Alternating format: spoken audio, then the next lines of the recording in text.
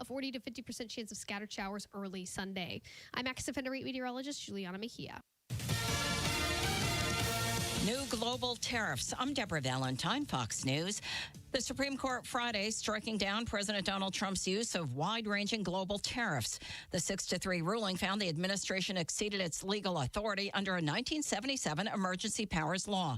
Fox's Jared Halpern has more from the White House. The 6-3 rebuke from the High Court was met with disdain by President Trump. I'm ashamed of certain members of the court, absolutely ashamed, for not having the courage to do what's right for our country. In a White House news conference, the president accused the court of being swayed by foreign influence and singled out criticism for Justices Neil Gorsuch and Amy Coney Barrett, who he nominated during his first term. I think it's an embarrassment to their families. You want to know the truth, the two of them. Despite the tariff setback, the president vows to use alternative authorities, including imposing a temporary global 10% tariff. At the White House, Jared Halpern, Fox News. Some of the Supreme Court's 9 justices will likely be in attendance when the president delivers the State of the Union address on Tuesday. President Trump warning Iran that bad things will happen if the country doesn't reach a meaningful nuclear deal. Here's Fox's Jessica Rosenthal. Joined by the leaders of multiple countries at his Board of Peace meeting, President Trump said now is the time for Iran to make a deal with the U.S. toward peace, saying they cannot have a nuclear weapon. They cannot continue to threaten the stability of the entire region, and they must make a deal. He referenced the B-2 bombings of Iran's nuclear arsenals over the summer. So now we may have to take it a step further, or we may not. Maybe we're going to make a deal. You're going to be finding out over the next probably 10 days. Administration officials have said they want negotiations to include not just Iran's nuclear program, but also their missile program, as well as their support of terrorist proxy groups. America's listening to Fox News.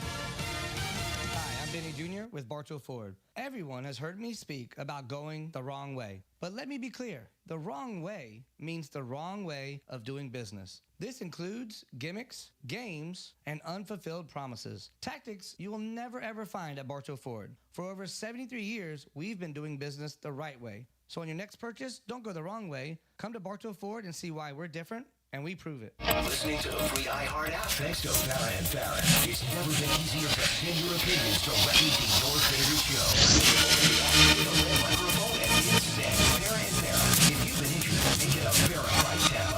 Hey, Tampa Bay, we have got to let you know that right now at Mazda of Clearwater, you can drive off in a new Mazda with 0 down and 0 payments until May 2026, making this the best time for you to get into a new Mazda from Mazda of Clearwater. There's nothing to it signing in 0 payments until May 2026. Trust us, it's worth your time to make the drive over the bridge to Clearwater. Come see why we love Mazda of Clearwater so much, and you can get your own details at mazdaofclearwater.com. The following is a commercial program paid for by Real Animals Fishing. The opinions, viewpoints, and promises made during the following program are not those of WFLA AM, its staff, management, or parent company, iHeartMedia Incorporated.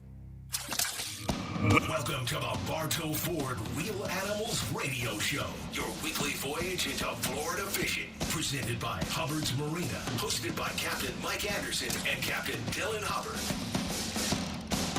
Good morning, Tampa Bay. Captain Dylan Hubbard here for the Bartow Ford Real Animals Radio Show this morning. Got special guests in the studio this morning, Captain Charlie Howell of Ebb and Flow Charters and Captain Rick Gross of Fishy Business. And looking forward to a great show this morning, getting kicked off on this beautiful Saturday morning.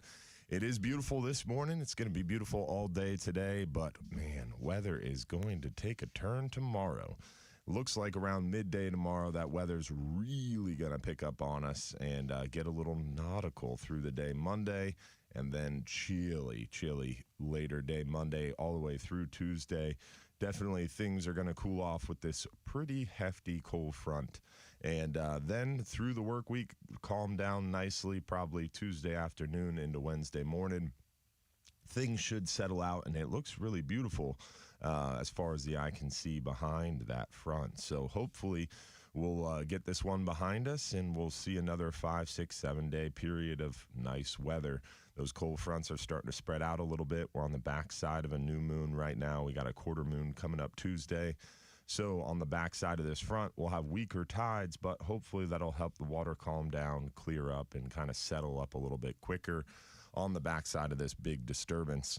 Remember, this weather update was brought to you by our friends over at Reese Windows and Doors. They are Florida's leading window and door company with over 50 years in business. They offer free installation on most windows and doors, and they install in just 6 weeks. They only use in-house installers, no freelance contractors, and their work comes with a double lifetime warranty, which means you never pay for the warranty when you sell your home, and that warranty will transfer to the new owners, adding value to your home. Visit reesewindows.com for more information. Thanks for coming on the show this morning, boys. Yeah, bud. Yeah, appreciate having you, Captain Charlie, Captain Rick. It's good to see y'all. And, Captain Charlie, for those who aren't familiar, Charlie Howell, Ebb and Flow Charters, you're out of the Gandy area. Captain Rick Gross, Fishy Business, LLC, out of Bradenton. Yes. Not Sarasota, Bradenton. I do fish a lot of Sarasota, but I'm stationed right there at the Manatee River. Okay. At the south end of Tampa Bay, yeah. Nice. So you're a little bit all over. Yeah, I do come over to Hillsborough County, and I go down to Sarasota. And you go over to Kissimmee. Oh, yeah. I'm all over the state when it comes to fishing freshwater, yeah. Oh, yeah. We hit Kissimmee Thursday. Do you do freshwater charters, or is it all saltwater? I've taken a few freshwater charters, and the problem is I have a Ginu. So you're very limited on who you can take, and the general public. No Mike Andersons. Mike wants to go. He wants to go bad, but we're going to have to go in something else other than my Ginu, I think.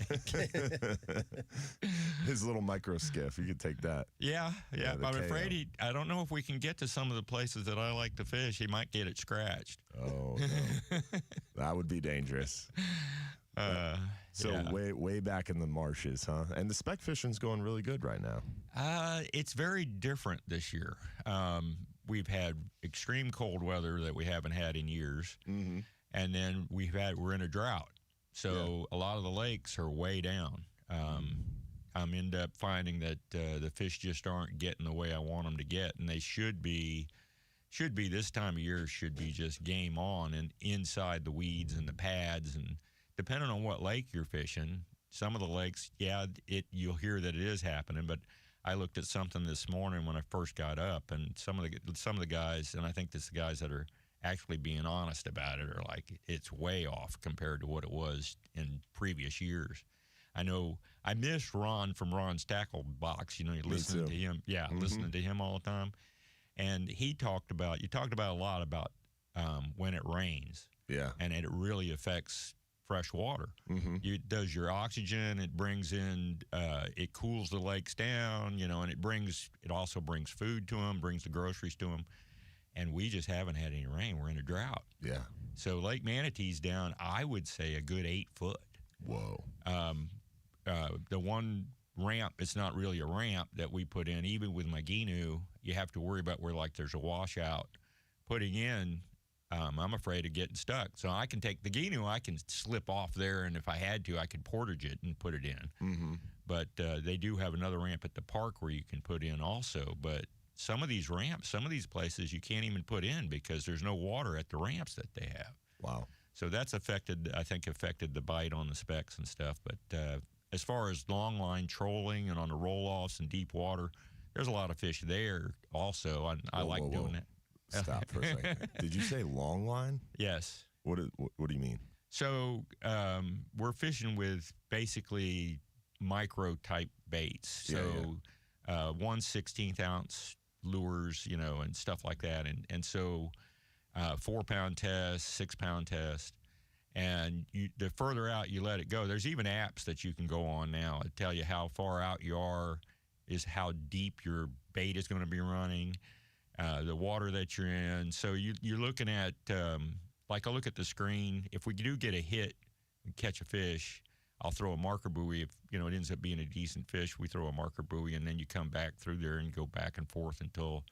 But long line trolling is how much line you got out is going to affect how deep your bait is. So you kind of regulate it that way. And then you can add weight or take weight away to, it's kind of fine tuning, just like if you're trolling out in the Gulf. But it's like that's what I'm picturing, like pelagic trolling. It's on a micro basis. And with 4-pound test and a 16th ounce jig. That's awesome. Exactly. Yeah. That and sounds you go really to fun. 30-second of an ounce, depending on, what you're doing. Yeah. Oh, I know. You got to break out some readers and a magnifying glass to tie these knots. Yeah. The 4-pound test is not easy to tie a knot in. No. Yeah. No, it's not easy. That's awesome. Yeah. But I'm 8 up with that, and we're using ultralight rods, and I like doing that. But that type of fishing has been pretty good. It's been the most consistent. Yeah. But what I really like to do is when we're using long rods, like it was 13-foot rod. Wow. And you get back into the lily pads and the bulrushes and stuff when the fish are spawning and when they start staging up in there. And trying to describe it is a little bit funny, but what you'll do is you just pull the line right up in, your jig goes right into the tip of your rod tip. Mm-hmm. And when you're in the sticks, you take that tip and you say there's a hole, it might be as big as a 50-cent piece. Mm-hmm. Most people thinking of holes, they're thinking about a big, huge, but you're just trying to get in between the weeds and the any place that's open. Put your rod tip in it, and then you drop that jig straight down with your other hand. Mm-hmm. And if you try to move it, you're going to get caught in the weeds. But you drop it straight up and down, let it go down. If there's a fish there, you'll know pretty quick. And you figure out what the depth is. This year seems like you need about 4 foot of water. We did on Kissimmee. And that's like vertical jigging. Yeah, but it's on a micro level. So now, when we do that, you primarily are fishing straight braid. Yeah. And what was interesting is Ben and I have been speck fishing since we were kids. Mm-hmm. But this whole thing has been new to us, doing it with the braid and with the long rods. And he's got kind of 8 up with that, too, doing that braid. We used to use, what do they call them, brim busters, mm-hmm. where it's like a fancy cane pole, and your line's tied right in the end of the rod tip. Okay. Where this is, you have guides, and you're kind of sliding the line through the guides and to the tip. And you're poking it into these holes, and I took out one guy, and he says, well, where's the hole? I said, and I showed him where I was putting it, and he's like, that's not a hole. Like, yeah, but they're underneath those mats. Yeah, so, that's and then fun. what you have to think about with specks is they primarily are feeding up. Mm-hmm. They will feed, right even with them. But if the jig is below them, you're not going to chase it. Yeah, that's fun. Do you do any freshwater? Foreign to me. Yeah. I haven't fished freshwater in ages. Yeah, I do. My freshwater knowledge is extremely limited. But I did do a little bit of bass fishing, enough to be dangerous in college because I went to college at UCF, and my roommates were all into bass fishing, and I was embarrassed to say that I had little to no knowledge of any freshwater fishing at the time. But they introduced me to it, and we got into the pond hopping and Senko worms and chasing the bass on the beds, and it was a lot of fun. Yeah. I definitely got 8 up with it in college because that was the only fishing we could do at University of Central Florida. Yeah. I used to keep a rod in my car when I was in high school and had just a little Zara puppy on it. Oh, yeah. Just take that to the lakes in West Chase. Yeah. And, you catch bass after bass after bass. They're all smaller, but yeah, I guess it was fun. It's just been a long time. Yeah. Yeah, it's also interesting. Mike Perry was fishing with me on Thursday, and you're fishing with these teeny tiny jigs, but a big bass will eat a teeny tiny jig. Yeah. And he had a 4 real bass on. I don't know how big it was, to tell you the truth, but 7-8 pounds. Wow. And, on a teeny tiny jig. Yeah. And he's all excited about it. And I'm telling Mike, take it easy, take it easy, take it easy. And, chances of landing it in the pads and the weeds is going to be slim. I did get one a couple years ago that was probably 8 pounds out of one of the legs. With 4 and 6 pound No. Okay. This is using braid. This is straight braid. Okay. So 10-pound braid in the pads and stuff, as long as you don't force it or horse it, you can get them out. We have gotten, last year I had a buddy that I was fishing straight braid, and he couldn't get, he fished 2 years with me trying to do this type of jig fishing, and he's a big time lure fisherman, but when you're fishing lures, you're always bringing them to you. You're always moving them. Yeah. When you're fishing straight up and down in the weeds, it's got to be straight up and down. Yeah. And he was constantly getting stuck. He wasn't getting the feel for it. Well, last year he got the feel for it, but he had put a little piece of leader on his. He put like 10-pound fluorocarbon. Yeah.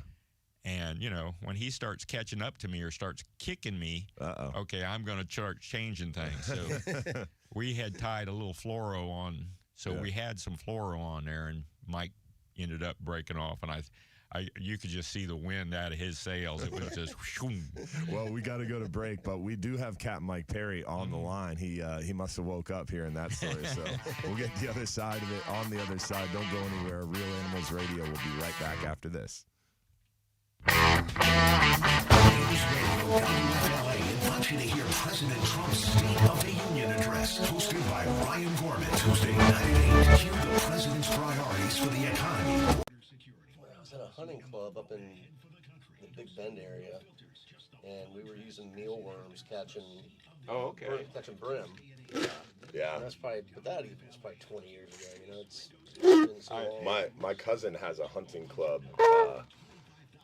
It's up there near Gainesville, and it's like high-end place, and they have feeders out in the lake, and dude, it is crazy the bass they got there. Yeah. It's wild. Ben and Rooster used to, I guess they guided, and it was for Mosaic. Yeah. And it's like where Stream Song is now. Yeah. They used to guide in there. I lost track of Ben and them like after high school for a while. I didn't pick up back with him until the Braden Herald used to do a thing called the Fishing College. Mm-hmm. And it had, at the Civic Center, it was free to begin with. And you'd come in there, and if the weather was pretty, you didn't have many people come through. Mm-hmm. If it was nasty weather, you would have. It was packed out. Oh, my God. And just like any fishing event. Yeah. Yeah. I was set up to do a talk there, and my dad was like, Ben was hawking lures or something. I don't know what company he was for, but he was in the front of the building. He says, Ben's here. I said, what? He says, Ben's here. And I had lost complete track with him for I don't know how many years. And went in there and started talking with him for a little bit, but I had to go get on the stage and do a talk. Mm-hmm. And I touched base with him, and then it was like, I don't know, a month or so later. Well, actually, it was later than that because it was like during hunt season. He calls me up to give me a charter for one of his people, and he was on his way to someplace in Alabama to go deer hunting. He was trying to pick his way through, and then we got back together. Wow. And that's it. And we missed track of each other for like, I want to say 15 years, something like that. It was a while.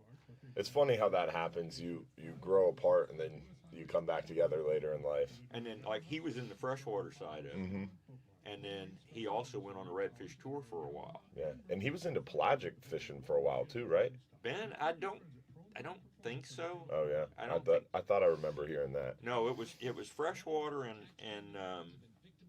he was on the redfish tour. Mm-hmm. And he had a Big Bay Parker. Okay. Boat that was his boat. It was a heavy duty boat because he talked about it. I ran privateers for 23 years, mm-hmm. and they're heavy old school boats that guide boats type of thing. And he talked about it being like almost the same.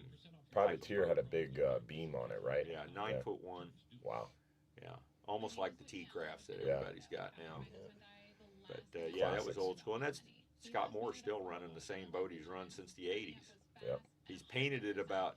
I mean, if you took and you took a scrape of his side of his boat. I don't know if he was with some company or something, and they were trying to figure out what color, if the colors of the boats made a difference. Mm-hmm. But one year it'd be painted green, one year it was painted some other, maybe blue, and now I think he's just white now. That's camouflage. Every year you change the color of the hull. Yeah. They can't keep track of you. People stop following you. Yeah. He needed to camouflage his boat, that was for sure. I'll tell you, I saw Justin's boat first time a couple years ago down in Anna Maria. Man, that T-craft is beautiful. He's got a 30.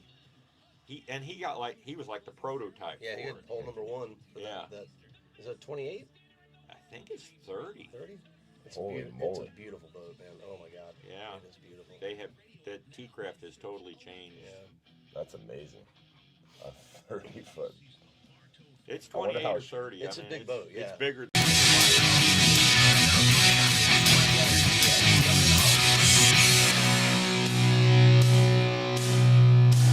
We're back. Bartow Ford, Real Animals Radio. Captain Dylan Hubbard here from Hubbard's Marina. We got Captain Rick Gross, Fishy Business LLC, Captain Charlie Howell of Ebb and Flow Charters this morning, talking fishing and hopefully hearing from you as well. Remember, 1-800-969-9352 to join the conversation. Also, keep in mind, I want to give a shout out to our friends over at Affordable Roofing Systems. Whether you need a shingle, metal tile, or a flat roof, our friends at Affordable Roofing Systems are your safest choice for repairs or replacements. With over 3 decades of roofing experience, let Affordable Roofing Systems guide you through this important process. They are defined by integrity, respect, and honesty, and they have a professional approach to doing business. Call 888-397-ROOF for your free estimate or visit them online at affordableroofingflorida.com. Good people over there for sure. They did my roof, Captain Big Ben Marshall's roof, my neighbors. Nothing but good things for sure. We've got Captain Mike Perry on the line, going to fill us in on the big bass he lost this past Thursday, huh? What's up, man? I'm heartbroken. Heartbroken. This fish, we caught 2 other bass, and this bass would have ate the 2 bass we both caught. So, yeah, it would have definitely, for sure, it would have been the biggest bass that I'd ever landed in the state of Florida, ever, anywhere. It was a big fish. And brutal. Rick's yelling Rick's not yelling at me, but the voice went up a few octaves. Don't pull on it. Don't pull. And, I don't have bass gear in my hand, and my mind goes right to the horse in the mud guys, right? But I got enough to see him, and I know I don't have huge hands, but this fish's tail was as big as almost both my hands put together. It was a big, big bass. So, and nothing grows faster than the bass that broke you off. Oh yeah, that's going to bring you back another day. That's for sure.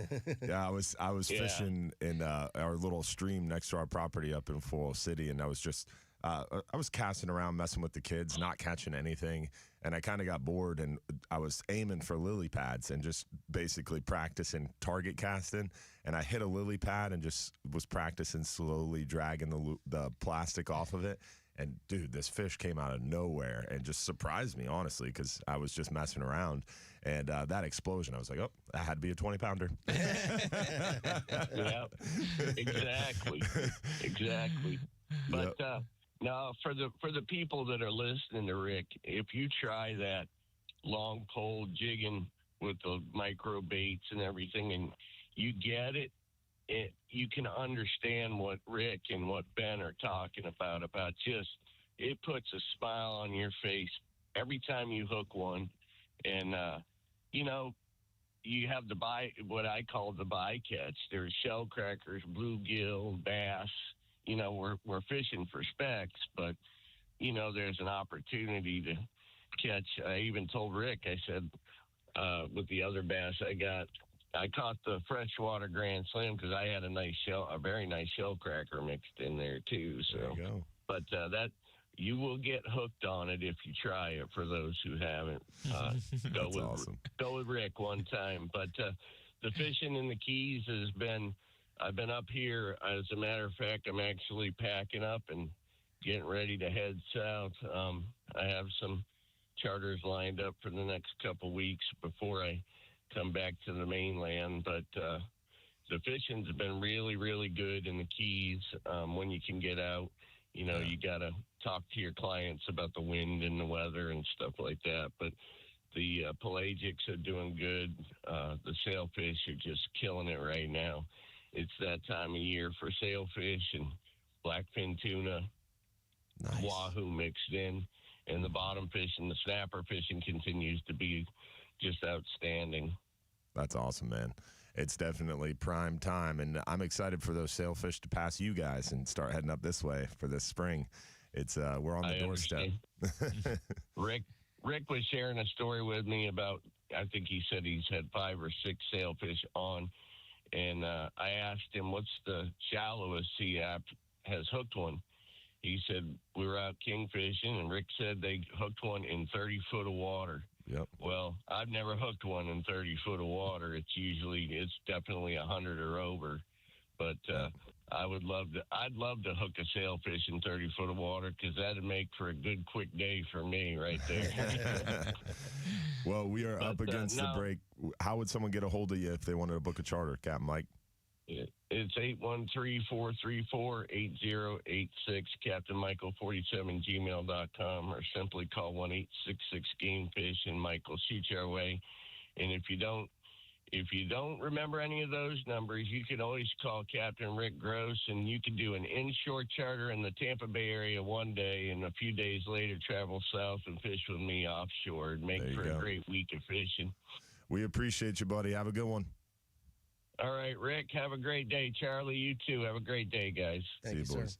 Real Animals Radio will be right back after this. Don't go anywhere. 1-800-969-9352 to join the conversation. We'll be right back. From the local Lexus dealers, WFLA News Desk. Your trusted source for breaking news. News Radio WFLA. Guaranteed human. When I was real young, working on the charter boat, there was one year where the current came in really close to the beach. We had flying fish, like at 30, 40, 50 foot of water. Anytime I see flying fish, I'm thinking, right. And we were trolling hardware off like Reddington Long Pier, basically. We were in sight of the beach, and we were trolling hardware.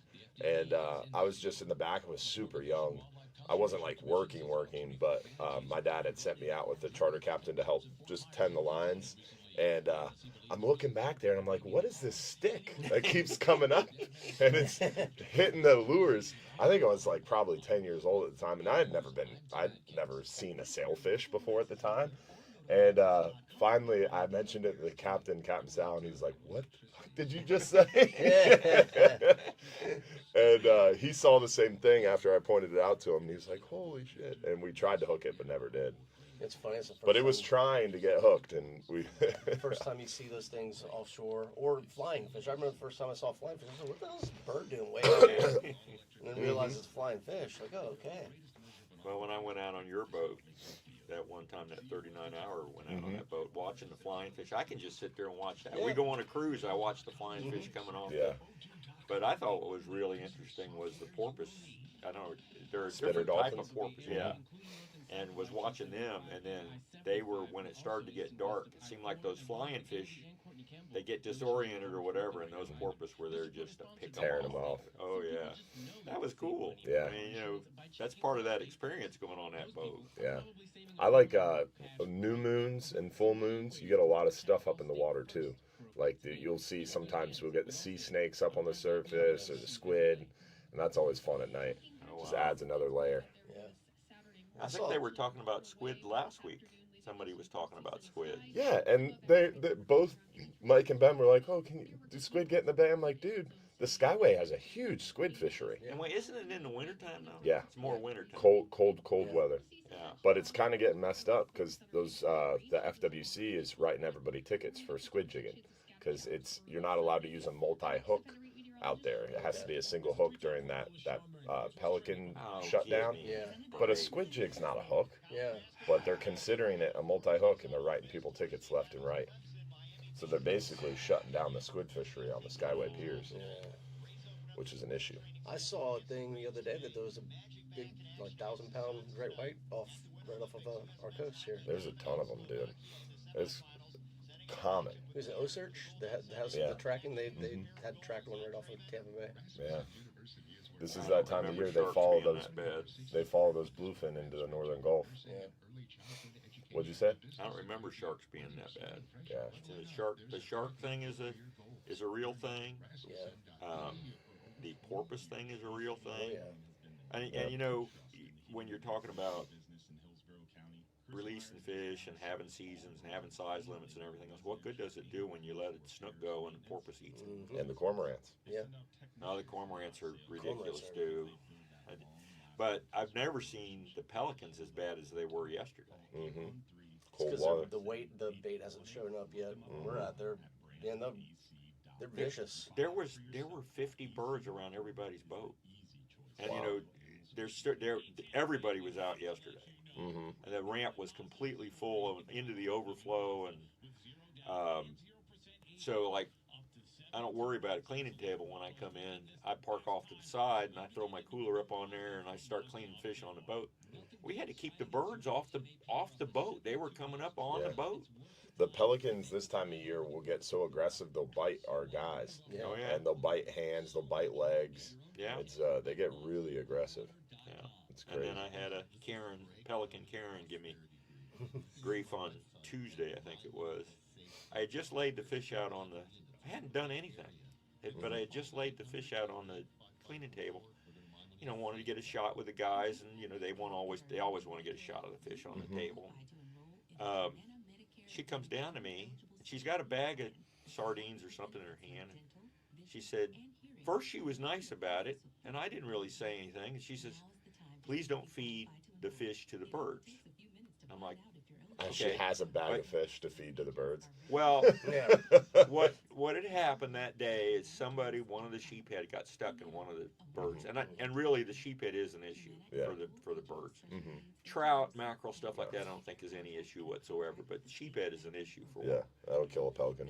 And one of the birds had apparently had, and so she was going ape over that. I'm just doing my stuff, cleaning the fish. So she tells me not to feed the sheephead, and I almost said, well, thanks for reminding me. You know, I'll throw them in the can. I said, where do you want me to put them up? They've got cans for, you know, when it gets busy, those cans are going to get filled. Yeah. So I'm throwing them in the cans. But before I started even doing anything, she puts a jab in. If you don't, I'm going to call the FWC. I'm like, I didn't say anything. And now I'm going to throw it to the pelican in front of you. I'm just like, why did you have to say that? Yeah. It's not what you say, it's how you say it. Yeah. And man, so many of those people, it's like they want to get in a fight. I don't understand it. I was just like, I was going to tell, thanks for reminding me. I don't want those birds to get hurt, but yeah, it was crazy. But if you want, it's Mike Anderson and Dylan Hubbard.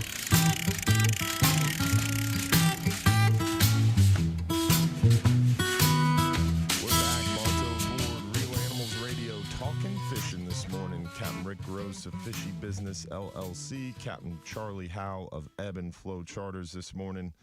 And hopefully we'll hear from you as well. Remember, 1-800-969-9352 to join the conversation. Want to give a shout out to our friends over there at the Friendly Fisherman Seafood Restaurant. Remember, the Friendly Fisherman at Johns Pass is back under the management of the Hubbard family, the same family that's been serving up the best fishing and dining experiences in Madeira Beach for nearly a century. Come rediscover the Friendly Fisherman and taste the difference with the freshest seafood, improved menus, and the service you've come to expect from the Hubbard family. Enjoy unbeatable waterfront views, a welcoming atmosphere, and flavors straight from the Gulf. Locals and visitors alike, come see what's new today at the Friendly Fisherman Seafood Restaurant inside Johns Pass. Looking forward to a beautiful day today. Weather's getting a little nasty, but man, Sheephead must be going pretty well. Are you chasing the Sheephead up and down the bridge there, Captain Charlie? Not so much. I mean, luckily, the people that I've had here recently aren't chasing food, so it's more about bent rods. So we're just going and, I mean, you'll catch, 30, 40 little trout and some ladyfish. And nice. You get Sheephead mixed in. I have a couple spots that aren't too far away, so it's a quick ride. And, and the dolphins have been putting on shows, so luckily everybody's been from the Midwest, so that's like a treasure for them, Yeah. These things are flying out of the water, and they haven't been chasing any of the fish we've let go, though, which I've thought was pretty cool, yeah. Normally that's an issue, but it hasn't been these past few trips. Nice, the dolphin show bonus. Yeah. It's always nice. Oh, yeah. I got two daughter-in-laws that are just ate up. They want to get in the water with them. And I says, I don't think you want to get in the water with a wild porpoise. Yeah. Them things are dangerous. That's crazy. So how are you doing out there? You chasing the trout too? Doing a little sheep's heading? I haven't really done the trout thing this year. I did look for trout yesterday. We did sheephead, fishing the reefs. Last couple of trips, I was able to get out to, we've got a reef system off Anna Maria. 1 mile reef, 3 mile reef, 7 mile reef. We got a couple different reefs There's out some there. good ones out there. Yeah, and then I've got some, some stuff of my own. I, claim that a couple wrecks here and there and a couple ledges here and there that's natural bottom and stuff. But out there, you're getting a variety. But the sheephead on Tuesday, the water, the bite was like, Ben Marshall likes to say, the water gets heavy. Yeah, milky. And what happened with the bite, with the fish, about half the fish we got, they swallowed the hook. I didn't think they swallowed circle hooks, but they swallowed the hook. So I like that. Yeah, it's corner of the mouth every time with the circle hook. What are you talking about? Yeah, it's so silly. But no, the water, the bite was really, really. You had to feel for it. It's like, I think there's a fish there, but we caught some nice ones. I mean, they were probably like 4 or 5 pounders. Dang. We ended up fishing the reef system. That was on Tuesday, and then I fished another reef yesterday that's in the bay. And we caught a couple juvenile grouper. Nice. So that makes it a little bit interesting. And then we caught a handful of sheephead. We had a couple we could keep. You don't have to guess when the juvenile grouper hits. No. It's very different bite, that's for sure. And then we came inside and fished the docks for a little bit, and the wind picked up. Yeah. Wind picked up pretty good out of the south. And this week's been weird with the wind, man. Yeah. You get a forecast, it's supposed to be beautiful all day, and then all of a sudden it's blowing 15 to 20 on you for a minute. Well, even in the central part of the, like over in Lakeland, there was not supposed to be any wind. Yeah. I think it was around Wednesday and Thursday. And one of my buddies said it started kicking. Howling. And there wasn't supposed to be any. Yeah. I know when you're in the Ginu, you don't appreciate that too much.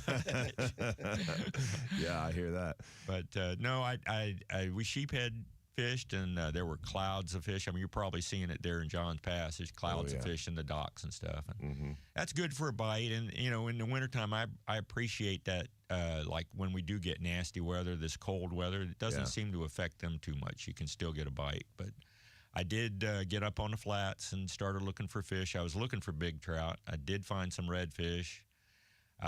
Was coming around to try to get set back up on those fish, and another boat was right behind me. A pontoon boat was right behind me. They had a dog on the boat, and I'm like, really? The wind's blowing, and it's like right there. But dog jumps off the boat right where I just saw the fish, right where we. And I'm like, oh my goodness! But we did notice a bunch of snook were out on the flats, which I'm a little concerned because it's supposed to be in the 40s come Monday, Tuesday. Yeah. I'm hoping those fish can retreat. They're wanting to come out. I had 71 water temperature on the flat. Whoa. We tried to. I warmed up fast. Yeah. Well, it was south wind, and then we were in shallow water. Yeah. Sunny. And it was sunny. And then we were trying to catch a few with big shrimp. Yeah. The snook that were there, and one of the guy got a bite. And I'm like, yeah, and drag's going off like crazy, and he's fighting, and he's trying to reel against the drag as fast as he could, trying to pull on this fish as hard as he could. Anyhow, when we get it up there, and it's a for real bonnet head, and big dog made a good picture and everything, and he absolutely loved it. And it was right at the end of the trip. I said, well, that's a good way to finish the trip, and I can guarantee you those are going to be repeat clients. Yeah. There you go. Yeah. Those save the day sometimes, man. You get those big bonnet heads. Yeah, and they do get some feistiness to them. Oh, yeah. That's fun. We've gotten a lot of small redfish, which has been really good to see. Micro from 10 to 14 inches, and it's every cast. And one of the spots I was at, we probably caught about a dozen of them. That's awesome. Yeah. It's good to see. And we've seen in the past a lot of the black drum, and we were talking about that earlier before we went live. There's a lot of black drum at basic hogfish. The hogfish bite's been real consistent for us right there, 40, 50, 60 foot of water. This past week, we had a group of our regular guys out there, our half days, and they get only 3 hours of fishing time. Make the water heavy, as Capt. Not only wait for the wind to calm and unaggressive, that you really need the water to calm down and clear up so they can go find those shrimp and eat more now, consistently. Do you think hogfish are more of a sight feeder? Hogfish are a wrasse. That's one thing I always emphasize to people. It's not a snapper. It's not a grouper. So because it's a wrasse, it behaves a lot differently, and I believe I contribute that to its unaggressiveness, right? It's one of the last fish to eat in a lot of cases. And I think they're very audio and visually cued because they're cruising above the bottom looking down for those crustaceans. So I think they're listening to that snap of the claw of the crab or that snap of the tail of the shrimp. So we find, and what we've experienced over time is like the beads. People put the beads on top of them, these ball jigs, and I think a lot of that has to do with just those swivels and those chains and those beads are clacking together, and it's audio cueing those fish. And then if you drop down like a GoPro or a camera and it's got a light on it, like a flashing light, a lot of times you'll see that hogfish kind of cue up on that light. And I think they're very audio and visually cued. So I think when the water's murky, it makes it a little bit more tricky. I'm sure they're smelling stuff too, but we catch them a lot on live fresh shrimp. And you're also finding with which don't have hogfish, a lot of smell. The bait has to be on the bottom. Yes. Has to be on the bottom. I had one of my clients, he's never caught a hogfish, and I hate to say this, he probably never will catch a hogfish. He has a habit of taking, and when he gets a bite or whatever, he makes a crank or two on a reel. You make a crank or two on a reel, you're not on the bottom anymore. Yeah. These fish, they live on the bottom, they eat on the bottom. You got to keep your bait on the bottom. That's what I always try to preach. Yeah. Well, he's catching triggerfish and snapper and stuff like that, but he's not catching a hogfish. Which the triggerfish love feeding off the bottom. The same with the snapper. That's funny. I had one spot on one of the reefs. I don't know what was there. I think it was rebar that was coming off of it, but it used to look like a Christmas tree. I actually have in my machine as the Christmas tree, and triggerfish would get on that, and they'd be all up in the water column. Oh, wow. And they're great bait stealers too. But what we had figured out, and I never do this. I used to hate this on the reels where you can back reel. Well, I had figured out that you could take, and since the fish were not on the bottom and you're kind of in between, we would put little jigs on, put pieces of shrimp on, and then you would back reel, let it go down nice and slow, and then reel it up nice and slow. Okay. And if you felt anything, you're not on the bottom. It says it's a bite. And back in the day, and I didn't even know it back then, but back in the day, I'd bring home buckets of triggerfish. Oh, yeah. And one of the guys comes up to me, he says, Rick, he says, there's limits on those. This was back in the 80s. This wasn't now. He goes, there's limits on those things. They're a bear to clean. Oh, but they are. There's some good eating fish. One of the best. We had a captain back in the day, Captain Matt Shimp, and he ran our 39-hour trips for a long time. And I grew up fishing with him and his son on those long-range trips. And a triggerfish was a captain's fish. If it got landed, it wasn't going on your stringer. That's funny. That's funny. I know how that goes, captain's fish stuff. Yeah, he loved him some triggerfish, man. And nowadays they're huge, the triggerfish, because they got to be 18 inches to keep. Yeah. And, man, the big boys that we catch offshore, they're the size of a stop sign. Triggerfish got to be 18 now? Off the top of my head, it's something. I thought it was crazy. 14. It used to be. Oh, no. I'm going to have to look it up to. I'll probably never get another keeper triggerfish. They are very good to eat, though. One of my favorite eating fish. And everybody always talks about that, like, what's your favorite eating fish? And I think there's so many good ones to choose from. It's hard to pick a favorite. Yeah. What's your favorite? I tell you, I think hogfish is hard to beat. Hogfish is up there. Hogfish, scamp.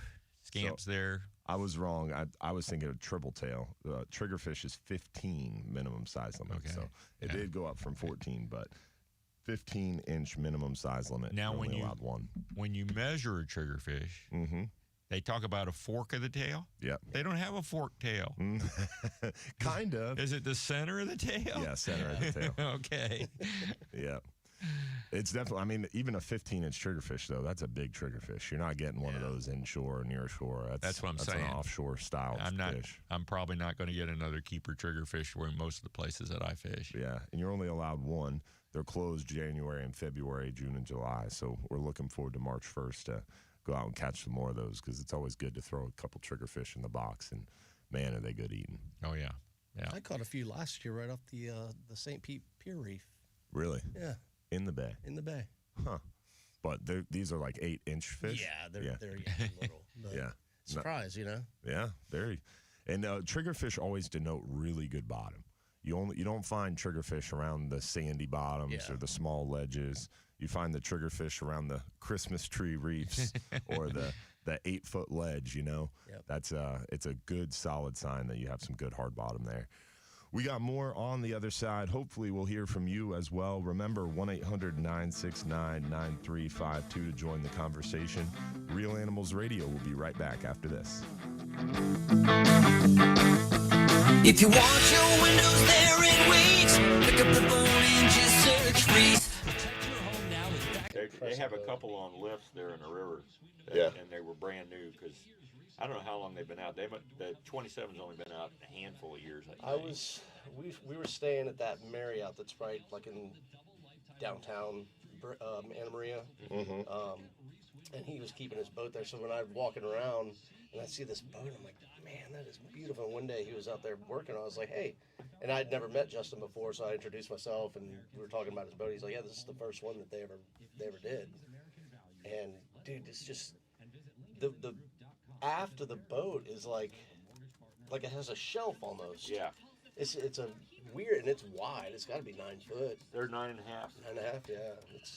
I think you're actually, when you're driving those, you're supposed to have a permit because it's so wide. I was gonna say it's wider than a wide, lane. yeah. Wow. Yeah, it's an impressive looking boat though, man. They're great charter boats for taking a load of people and all their gear and everything, and they go in some skinny water. Scary. Sea crab. Yeah. Yeah, it's scary skinny. I was missing the phone calls. I thought the phone call screen was blank. You got Van Hubbard on the line and Donald. This has a 13-inch draft. Yeah. 13-inch draft on that big of a boat? 27-foot boat, yeah. Dang. Yeah. 5,400 pounds. Yeah. Sounds like my privateer. Yeah. My Dorado, when I'm redoing captain's license for, and they're acting how many tons it is. It's not a ton. It's 1,900 pounds. Yeah. That's what their weight is. I know mine's probably over that, with gear and everything on it, but I'm like, okay, I just put that as a ton. Yeah, that's what I do in mine. It might not even do that. A 22 Pathfinder, so it's... The tons are so interesting, though, how they measure that. Yeah, I'm going to have to redo my license soon. I think it expires next year. Mine comes up in September. I got all my stuff and trying to get everything straight. They make it so easy now. I keep mine from the last time I did it. I had everything scanned and in a folder on my computer. Yeah. So I'll just go pull that up, or actually I'd print it out because then I could have it right in front of my face. And then when I'm filling out the paperwork, it's right there. And then you send it through what, online? Email, yeah. Email. Yep. That'd be the first time I did that because all the other stuff was like a big vanilla envelope. And oh yeah. Mail it. Well, they used to make you had to mail it for the longest time. When I renewed mine 4 years ago. Yeah. Now you can electronically submit it. Yeah, which well, I think they want you to pay electronically too. You have to have your proof of payment or something. It's like I was seeing that while I was messing with it. Yeah. Apparently they don't give you a book anymore either. It's just a piece of paper. Yep. Yeah. Then you don't get the little. No more red book. That's crazy.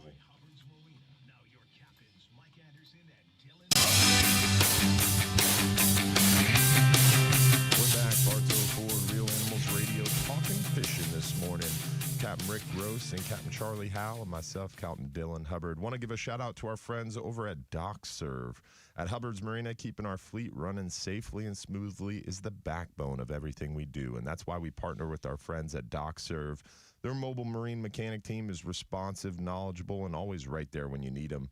What really keeps us on the water is their monthly inspection program, plus it comes with free diagnostics, which helps us keep those boats running safely and smoothly so we can focus on giving you the best experience on the water.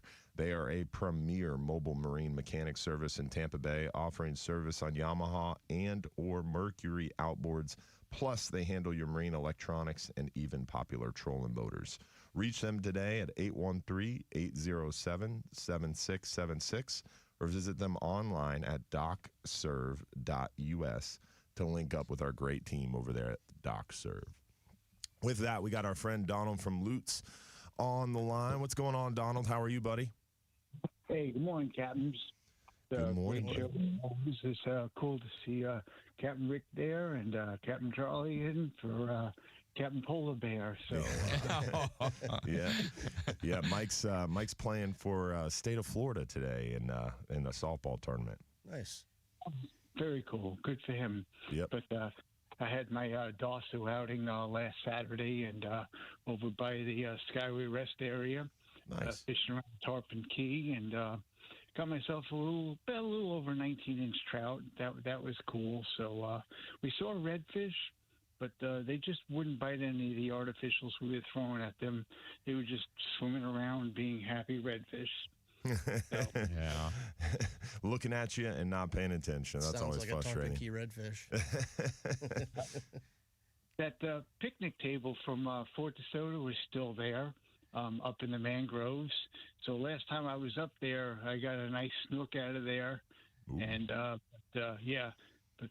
nothing there. I threw in there, and it's like either I'm going to hook a fish or hook the table, and I didn't do either one. So, but it was still good. But afterwards, we did the cheeseburgers and brats and hot dogs and set up picnic tables and had a great time.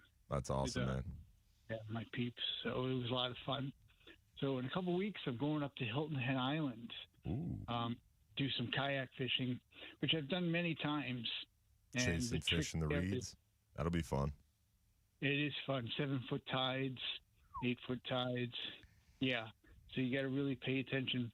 So I love fishing the outgoing tides. You could hook up by a canal, that comes out, and these canals probably about 3 feet wide. Mm-hmm. So, all the crustaceans get flushed out. Wow. So all the redfish, right, stage up right outside those canals. So you're 15 feet, out there. You can throw a popping cork or, a finger mullet or, cut bait because that's what they love up there. That's awesome. They never take lures. I've never caught one on a lure, but I've caught, a lot on dead bait. So it's going to be a lot of fun. Going to introduce a couple of my buddies from Dawsu. We're going up there and stay in my timeshare, and it's going to be a lot of fun. Awesome, man. Well, have fun, Donald. We look forward to hearing back from you after that and hearing a full report. Weeks. Yep. Hey, you guys take care. Stay safe and tight lines. Appreciate See you, buddy. You guys. Thank you. Always good to hear from our buddy Don. We Captain Van Hubbard on the line. What's going on, Captain Van? Well, I'm getting tired of waiting. You kept me holding for 30 minutes. You don't like me anymore? I'm sorry about that. Yeah, we were deep in conversation, and the screen had gone blank on me, so I apologize. I wasn't paying attention, but didn't mean to keep you holding. What's going on, buddy? Good to see Rick on there. We got the chance to reconnect and trying to keep in touch, maybe get together and do something sometime. And great to see you guys doing such a good thing here. Yes, sir. Well, we appreciate you calling in and staying on hold waiting for us. How's the fishing going? You find any of those golden nuggets recently? No golden nuggets, but a lot of trout, mostly little, but some keepers, ladyfish. Got my first mackerel this week. Ooh. And I rode back in the Gulf yesterday from Little Gasparilla Pass to Stump Pass, and I saw a lot of bait and marks showing in about 20 feet. So whenever this weather straightens out after this next front, Rick and I are going to go chasing mackerel. There you go. The easy fish. The easy fish to catch and clean. Yeah. What's the water temperature down there right now? 68 in the Gulf, 71 on the inside. 68? Yeah, that's warmed up too. Yeah, because that's the surface temperature. That's the surface temperature. Remember? Yeah, it won't be warmer. And all of these fish were suspended too. They were about halfway down. Everything, the bait and the fish were all about halfway, about 10 feet. Yeah, Tuesday I had 61, 62 in the Gulf. And that was, the Bay yesterday it got 70, 71 up on the flats, but on the Gulf side it was in the low 60s. It's warming up. We'll see after this next front. That south wind was so. It was funny. That south wind was so warm on the inside that we all took our windbreakers off. And as soon as we got outside in that cold Gulf water with that colder water, everybody was putting their jackets back on. Oh, wow. We appreciate you, Captain Van. We're up against the clock here, but definitely appreciate you holding on this morning. All right. Good luck, guys. Keep in touch. Yes, sir. Thank you, buddy. Real Animals Radio will be right back after this. Don't go anywhere. The preceding program was paid for by Real Animals Fishing. WFLA Town, WST HD2 Clearwater. Coming out of Gandy Channel, the south wind. Yeah. Dude cracked a beer right before we started taking off, and we hit a couple waves, dude. And it's just, he pulls one of these, just spills it all over himself. So I actually had to duck under and go on the north side of the bridge just to get on a little bit calmer water. It was a little rough. Yeah, I bet you up there at Gandy on the south wind is going to be. Oh yeah, water was 62. Yeah, it is so crazy because just a couple weeks ago it was in the 50s. Yeah. And even Egmont got down to, I saw 51, 52. So here in 71, man, that's exciting. I think it was, George. Yeah, that was on the flats in about 18 inches of water. Yeah. But still, Yeah. it's still exciting. I saw somebody. I'm trying to be hopeful over here. 48-degree water in St. Pete. Wow. When it got really cold. Yeah, I never saw that on the buoys, but I believe it. I'm really surprised. As many snook as I saw, I was really surprised. Yeah, I'm surprised to hear you say that you saw them on the flats like that. It was interesting. I'm glad we didn't get any killed, or at least I didn't see any. I didn't see any snook killed. On the freshwater side, we saw tilapia floating. Yeah. A couple different places tilapia were floating. I think that maybe the other exotics, as far as your Mayan cichlids, Oscars, and peacock bass, there's one lake that's supposed to be up here that Ron used to talk about all the time that had peacock bass. I'm sure those are gone. They got whacked. They needed to get whacked. Mm-hmm. Yeah. I mean, I like catching them, but the exotics, I'm afraid, like for the bluegill and the bass and everything else, that the Mayan cichlids and the Oscars, they mouth breed. They they'll have that whole swarm of bait or their fry, and then something comes around, they suck it all in, and then what are they? The armored catfish, plinkos, whatever you want to call them. Yeah, but they can get on the brim beds, and the brim can't even do anything about it, and suck all the eggs off the bed. Yeah. I was at Hillsborough River State Park last Saturday, and the amount of plecos out there was insane. We have a little park near our house where we take the kids, and I was like, man, that lake looks fishy. And I walked over there, and I'm walking around the lake, and it's just fish, fish, fish. And I'm like, dude, what is going on? And I started walking the edge of the lake, and there's a bunch of these beds. It's all plecos. Yeah. It was loaded. Yeah. If I threw a cast on, I probably would have had 20 of them. Wow. It was crazy. There's a lake that the FBL has, and they used to let you fish it on the weekends all the time. But very limited when you can fish it. It's called Lake Parrish. Mm-hmm. And United Way puts a thing on where FBL is really worried about liability and people. Well, when they had a fish camp there, they had a bunch of little boats, like aluminum boats with like 9 horses, 10 horse kickers. And the lake can get rough, and somebody drowned. And when they drowned, they pulled the plug on everything, and then you couldn't fish it. Well, United Way get in there, and they put a thing together, and then you could go in there and fish it. So it hadn't been fished in years. And we get to go in there. It was like, I think it was $350 for the first 3 guys, and if you had anybody else with you, you had to pay extra. But we're going to go fish this lake that hasn't been fished in, how many years. And it was supposed to be legendary. Back when I was a kid, bass that they had on the wall, Monsters. Yeah. And we're going to have a canal to get to the lake. We're going down that canal. And, we're all like, everybody's excited. And there's these beds that are like this on either side. And just, oh my God. and it was tilapia. But we did get out on that lake, and I know we caught 7,500 bass. Wow. And I was used to fishing the shallow part of that lake. I didn't even realize that there was a deep part of the lake. Because the last time I had fished it, I was like 17 years old. And we get in there and we started fishing shallow, but there was a whole group of boats that went to one spot of the lake. You know, and you see, and they were speck fishing. And they anchored up and they had minnows. And if you had minnows, you couldn't be part of the bass that, you know, we had a bass tournament thing going on, so you fishing artificials. I knew there were specks in the lake, but I hadn't really fished for them. So we're set up for bass and kind of gravitate towards where you see all the boats, you know, it's kind of, and it's just getting deeper and deeper and deeper. And the screen looks like I'm off on the reef with what I'm seeing on my screen. I'm like, this looks like a snapper hole. So we were using spinners that, you know, you've got the tandem blade and you got your piece like this, and instead of just reeling them, we'd let them sink all the way to the bottom. Yeah. And it was 30 foot of water. Holy moly. And then you kind of roll it. We're going to roll it. And I was using my spinning and my snook rods with like 15-pound braid on there. We kind of roll it, and you get this little tink. And it'd be like a tink like if you were fishing speckled trout. This little, you know, on a lure, come back on it. And every one of those damn bass, straight up. You're reeling like this. They come to the surface, and here comes your lure. Spit it right at you. And, yeah, from 28, 30 foot of water. Wow. But the thing was, is when they came up, there'd be 4 or 5 bass coming up with them. And the other guy throw in there around those bass, and bang. And we caught them left and right. And I'd never done that in deep water like that for bass. And then there were guys that they knew the lake, or they had Alabama rigs or umbrella rigs. They were catching 3 at a time. Oh my God. On these umbrella rigs. Wow. Oh, it was phenomenal fishing. For a good part of the day, it was phenomenal fishing. Wow. And 3 fish at a time. Yeah.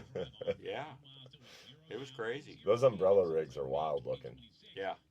You know, I've only seen it once. I'm addicted to YouTube like everybody else is sometimes. And was watching a guy down in Okeechobee, and they do the long line trolling on Harney Pond. I guess there's a canal that runs down on the Clewiston side of Lake Okeechobee. And so this guy was trolling, and it's an umbrella rig for specks. Yeah. Umbrella rig for specks. But it's tiny. Welcome to the Bartow Ford Real Animals Radio Show, your weekly voyage into Florida fishing. Presented by Hubbard's Marina, hosted by Captain Mike Anderson and Captain Dylan Hubbard. We're back, Bartow Ford Real Animals Radio, talking fishing this morning. Myself, Captain Dylan Hubbard from Hubbard's Marina, Captain Charlie Howell from Ebb and Flow Charters, and Captain Rick Gross from Fishy Business. Talking fishing, and hopefully hearing from you as well. Remember, 1-800-969-9352 if you want to join the conversation. We are going to give a shout out to our friends at Affordable Roofing Systems. Whether you need a shingle, metal tile, or a flat roof, our friends at Affordable Roofing Systems are your safest choice for repairs or replacements. With over 3 decades of roofing experience, let Affordable Roofing Systems guide you through this important process. They are defined by integrity, respect, and honesty, and they have a professional approach to doing business. Call 888-397-ROOF for your free estimate, or visit them online at affordableroofingflorida.com. With that, we got our Visit St. Pete Clearwater Safe Boating Tip of the Week with Captain Jim Fogel. What's going on, Captain Jim? How are you, buddy? Hey, good morning. It sounds like you guys are having a good party in there this morning. Got things under control. Oh, yeah. Trying our best. Good. Yeah, I want to talk a minute about float plans. Remind everybody that before you leave the marina or the dock or your cabin to go walk in the woods, you want to leave the destination, the type of vessel you're going to be on, and what time you're going to be back. You don't need to leave the exact lat lawn in case you're brother-in-law or something goes in and steals it, maybe. But you know, you want to leave something like, okay, I'm going out to the pipeline. I'm going to go to about 120 feet, and then I'll work my way back. Try to leave the number of people you're going to have on board in case your better half doesn't know. But make sure that you leave some indication as to where you're going to be. I mean, that's a big gulf out there. It's a big bay, especially if you get reported at night and you haven't come back. Kind of hard to find somebody if you don't have a clue where they are. Yes, sir. If you get to the ramp and suddenly dawns on you that you did not leave a float plan with anybody, scribble one up, put it on the dash, so that when a trooper or somebody comes by later that night and your note says you're going to be back at 5 and it's 11 o'clock at night, they'll start the process of somebody trying to find you. So make sure somebody somehow, somewhere can find you. It'll cut a lot of time off your rescue if you need help. You know, we've had guys out there for 2 and 3 days at a time because not only did they, know you were going out, they didn't know where you were going or when you were coming back. So if nobody reports you missing, it's kind of hard to find you. Yeah. On the safe boating tip front, we had a Coast Guard inspection this past week on one of the boats, our fishing vessel, the Hub, and we were preparing for that Coast Guard inspection and went to test the EPIRB. And there was some fat fingering going on, and instead of hitting the test button, it was set off. And before we could make a phone call to warn everybody, the Coast Guard was already calling and already spinning things up. So it was pretty impressive how quick the response time was. Always is very impressive. I remember 2 years ago, one might have been accidentally dropped off the roof of a vessel, and it hit the water, and by the time we got the net and got it back up, they were already calling. Wow. It's impressive how fast it happens. Yes, and contrast that to trying to call 911 or something. I mean, with all due respect, it's going to take a little while to get the right person on the line. Remember, if you're on the radio or if you set off your DSC or your PLB, you're going to get instantaneous feedback and not have to wait around and ask. It's fine to call 911 if you're in range after you set off whatever emergency devices you've got. I found it interesting that when we did that trauma workshop, the police officer was talking about how if you can call 911 because they have an exact position of you by your phone. Yeah, if you're in cell service, but I mean, if you have a DSC or an EPIRB, it's the same thing. Yeah. Mm-hmm. Exactly. It's and your radio, for goodness sake, use your radio to remember, because the Coast Guard could be busy at the time, and they can't respond for an hour or so. So you want all your buddies out there to know that you're in trouble, that you need help, even if it's a casual boater. And somebody will probably get to you faster and get you help. Offshore, especially. Almost all the time offshore, when you have those securities or those maydays or any of those calls, 9 out of 10 times there's another boater closer, especially nowadays. Yeah. There's somebody closer to you than the Coast Guard can be. The Coast Guard's really fast, and they respond really quickly. But, I mean, even if they're sending a helicopter to you, it's going to take a little bit. Yeah. Whereas one of those boats that are, especially if you're inside 30, 40 miles, there's high likelihood there's someone within a couple miles of you that can respond if you're using that VHF. Absolutely. Good point. All right, guys. Thanks a lot for the time. Keep up the good work for the Coast Guard Auxiliary in St. Pete. Jim Vogel, be safe out there. You're the man. Thank you, Captain Jim. We appreciate you, buddy. Thank you. Always a pleasure to hear our Visit St. Pete Clearwater Safe Boating Tip of the Week. That trauma workshop was pretty cool, man. It was. That worked out well. I think we should try and do that yearly, man. That would be a good thing. I agree. I'm definitely going to bring it back up. It was very interesting. Yeah. And notice to everybody, if you get stung, punctured, any sting, it's never pee on it. The answer is never pee on it. That was a big surprise to a lot of us. I can't tell you how many times we tried to answer, oh, yeah, pee on it. And it was never the answer. Vinegar. Yeah, Captain Jim right now is throwing his phone on the ground. But we learned a lot, that's for sure. It was very interesting. And the tourniquet alone was, I learned quite a bit about the timing, how long, how where to put it. It was pretty cool. Yeah. It was a good time. Definitely looking forward to a beautiful day today. If you're thinking about getting out on the water, today is the day to do it. It's going to get nasty tomorrow, and then it's going to take a little while before it clears up. A lot of people ask in the chat here, when's the best time to get out there if you wanted to fish 100 foot of water. I would say later in the week. The longer you wait, the better that water's going to get. Generally, this time of year, you want to wait as long as you can behind the latest front and right before the next front. So today would be the best day to go. If you can't go today, then waiting until probably Thursday or Friday this week coming up, once that water has had time to calm down, clear up, and settle out. If you're going beyond 100 foot of water, you don't have to wait as long because that water doesn't get as heavy or as stirred up out there, you know. Because deeper water, it takes a lot larger of a wave to kind of murky that up. But also looking forward this week, we've got OCC Roadhouse coming up February 24th. It's going to be a good time. We got Captain Mike Anderson, Captain Mike Mahoney, myself. Are you going to be able to join us, Captain Rick Gross? I'm planning on it. Nice. I'm planning on it. Yeah, this time we don't have necessarily a specific kind of setup or lineup, so everybody's welcome to join, and we'll have lots of people there to answer questions. And now we got a professional spec guy. I guess I have taken a couple trips. I guess you could call me a professional. Yes, sir. It'll be fun. And Mahoney himself is always entertaining. It's definitely going to be interesting to see what shenanigans he brings us. So, again, February 24th, every fourth Tuesday of the month, 7 to 9 p.m. at OCC Roadhouse. We're going to have Ingle coolers to give away, Bull Bay rods to give away. We've got Real Animals and Hubbard's Marina swag as well. So hopefully we'll see you this Tuesday, February 24th at OCC Roadhouse.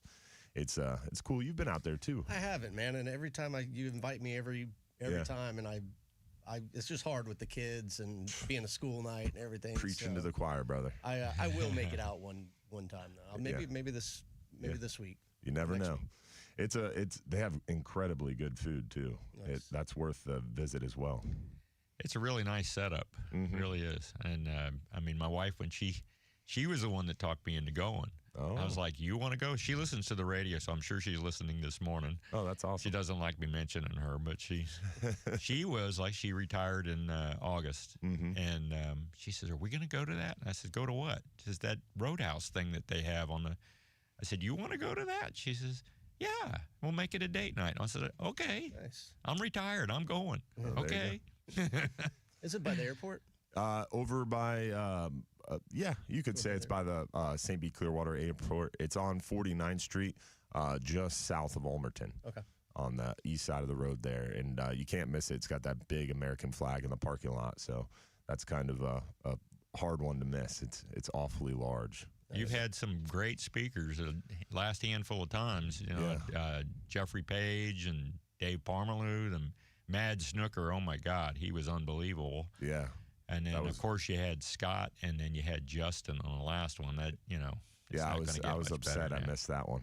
Yeah. That was a good one. I had to be up in Mississippi for a golf council meeting, so I missed Scott and Justin Moore. That was definitely a good one and a hard one to miss. But I'm excited this time around. We got Mahoney, we got Captain Rick Gross, myself, and Mike. It's going to be a good time. We're gonna have a lot of fun, and maybe Scott Moore will show up. He's been to a couple, even the ones he didn't speak at. So yeah, he got some stuff spilled on him one time. I understand. Yeah, Mahoney threw a Coke right at him.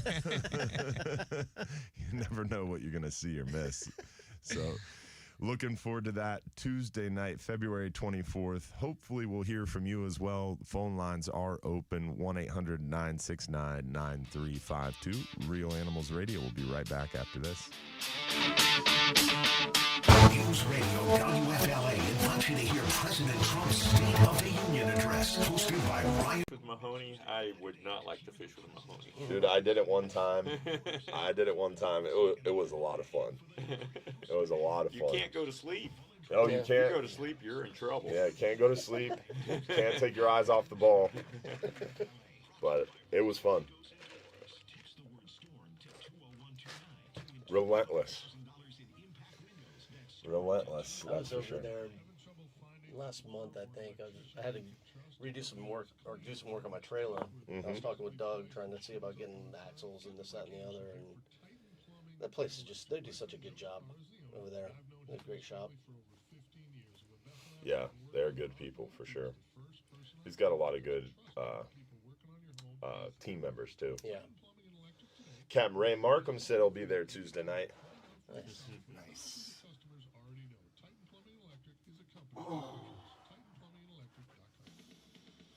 I got to take Ray spec fishing a couple years ago. Yeah. We did the long line trolling. It was, I hate to say it, but I never paid that much attention to Ray because he was all artificials. Yeah. And I wasn't really into artificials that much. And then he bumped into me at one of the CCA banquets that we had. He said, Rick Gross? He says, you know who I am? I'm like, what? Ray Markham wants to talk to me. That's awesome. And then it seems like, and he sat at our table every time I've gone up there to OCC. At the banquet and stuff, we got together, and then I talked to him on a pretty regular basis. He's a great guy. Yeah. Super knowledgeable. All the outdoor riders, I think the best way to say it is they're eccentric. They're quirky. And he is very, as far as the tackle and what bait it was and why the fish hit it. And yeah.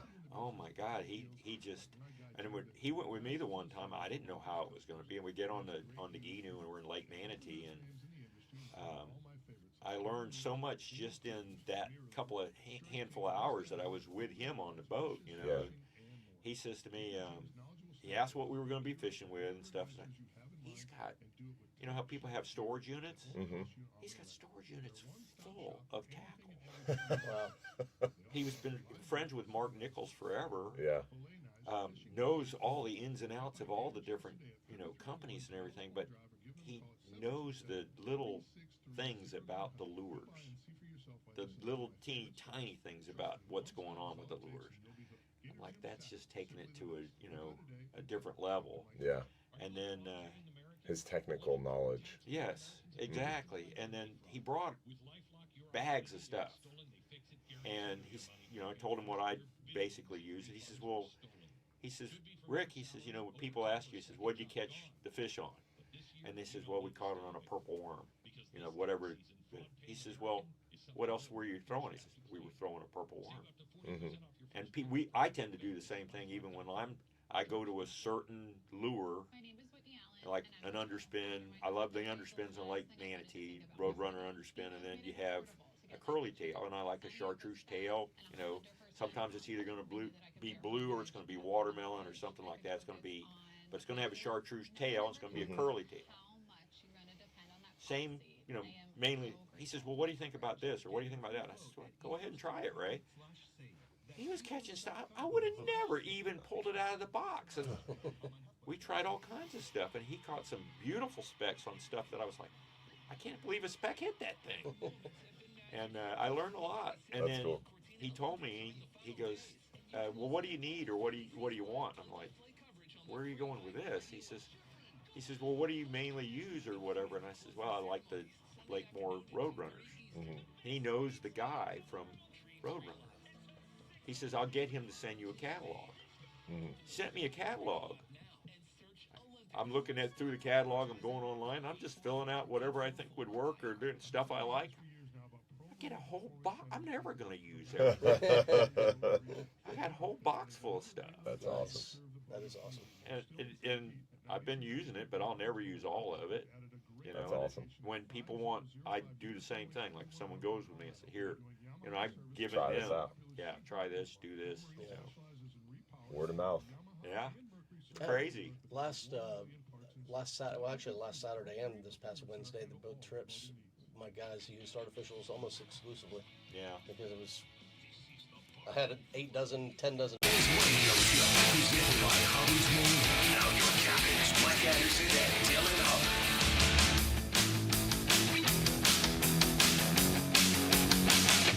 We're back. Bartow Ford Real Animals Radio talking fishing this morning. Also in studio, Captain Rick Rose from Fishy Business and Captain Charlie Howell from Ebb and Flow Charters with me this morning, chatting fishing and all things Tampa Bay area. We got Captain Gene Hammond on the line from Lines of Liberty, but first want to give a shout out to our friends over at Friendly Fisherman Seafood Restaurant. The Friendly Fisherman at Johns Pass is back under the management of the Hubbard family. The same family that's been serving up the best fishing and dining experiences in Madeira Beach for nearly a century. Come rediscover the Friendly Fisherman and taste the difference with the freshest seafood, improved menus, and the service you've come to expect from the Hubbard family. Enjoy unbeatable waterfront views, a welcoming atmosphere, and flavors straight from the Gulf. Locals and visitors alike, come see what's new today at the Friendly Fisherman. We got Captain Gene Hammond on the line from Lines of Liberty. What's going on, buddy? How are you? Oh, man. What'd you do? Let Captain Mike sleep in like I usually do on Saturday? Yeah, he is out playing softball, so I'm sure he was up early this morning traveling somewhere. He's he's playing for the state of Florida. I forget how he worded it, but some kind of big Captain league Charlie, softball. Captain Rick, how you guys doing? You guys are such great supporters, and I'm so bad about calling in. I'll try to, I'm usually sleeping in. I mean, this wintertime weather has been so gross. Yeah. So, it's been a little nautical out there for sure. Great way to put it. Yeah, Mm-hmm. we finally got some firefighters from Kansas that flew in out yesterday in about 75 feet. And, man, that hogfish are great. We probably caught 25 or 30 hogfish. Wow. Only a few keepers, but they had a great time and a trip of a lifetime. And they hear about us and all that stuff through you guys and all the support you give us. We appreciate that. Awesome. Thank you. Do you get a lot of lanes out there in 75 foot?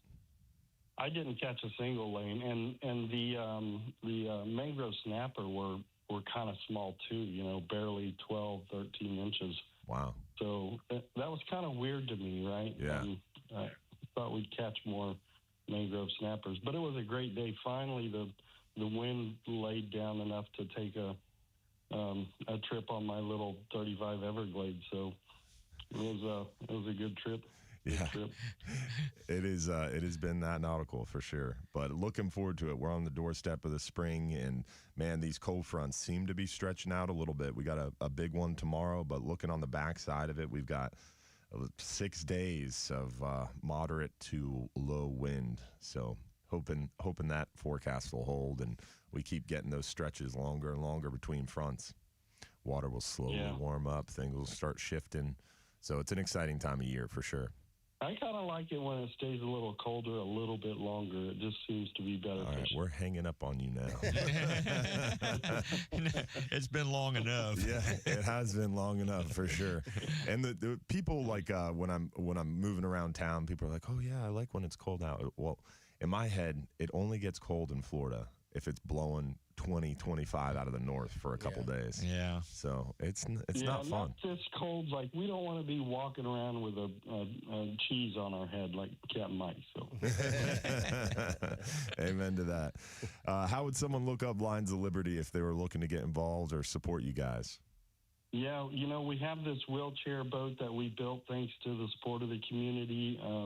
Done a couple of trips on that. If you have any wheelchair veterans or anybody that needs a bigger ramp, we've got these large ramps that you can wheel right onto the boat. Give us a call. You can look us up at linesofliberty.org. We are doing a huge event up here in Hudson with Rebuild the Brave, rebuildthebrave.org. It's going to be a poker run and car show.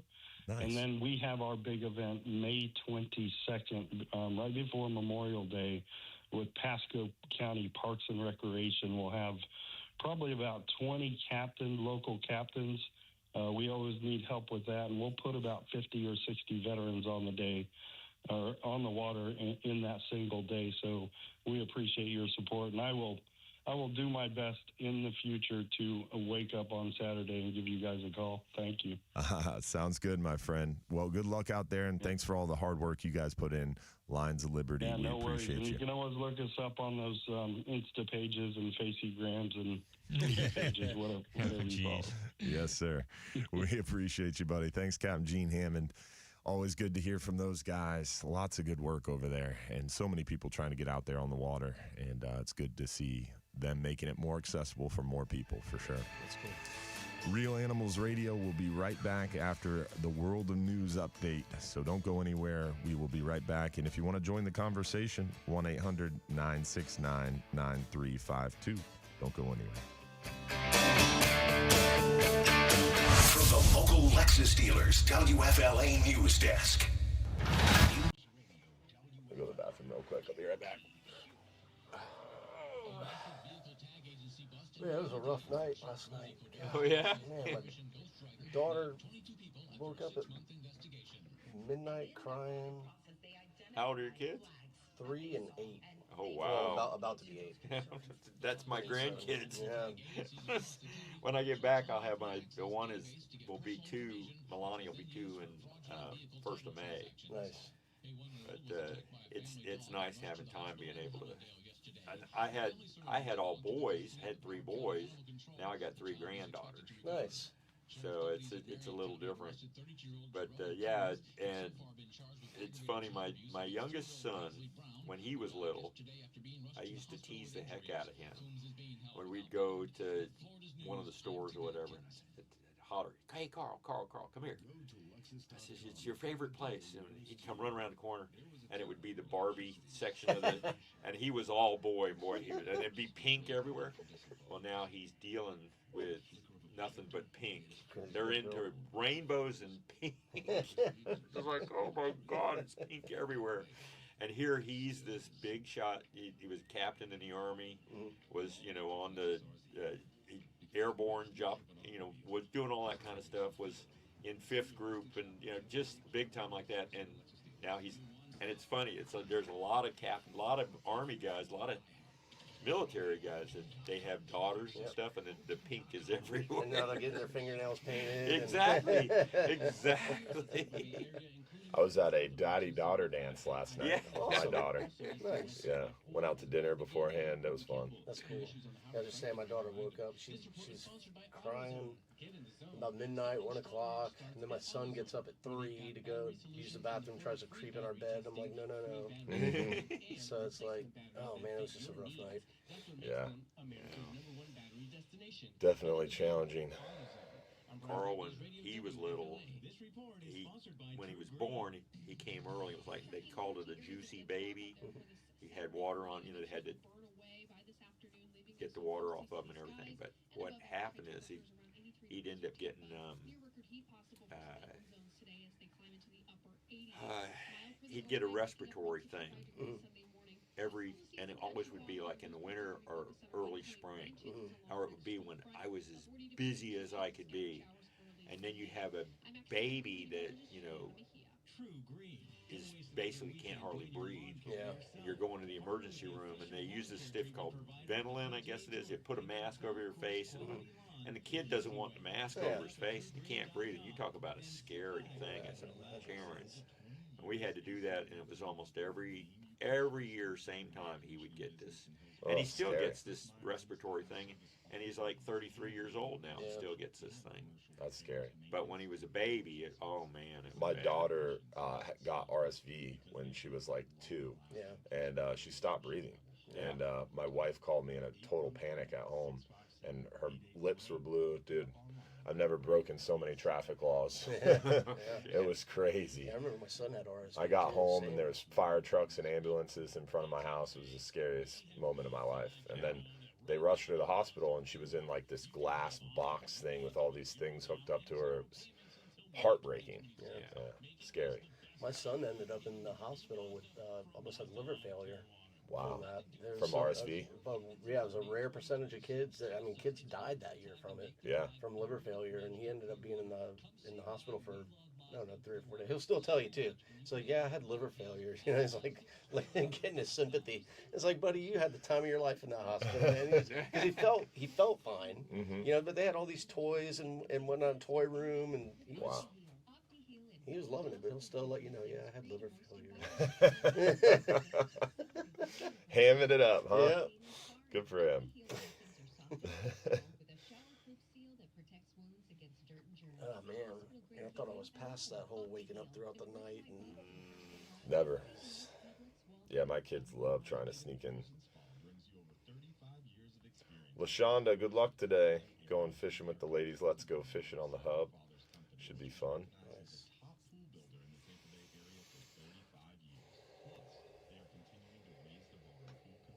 Oh man. Why is it that on your boats they don't like the chicken rigs?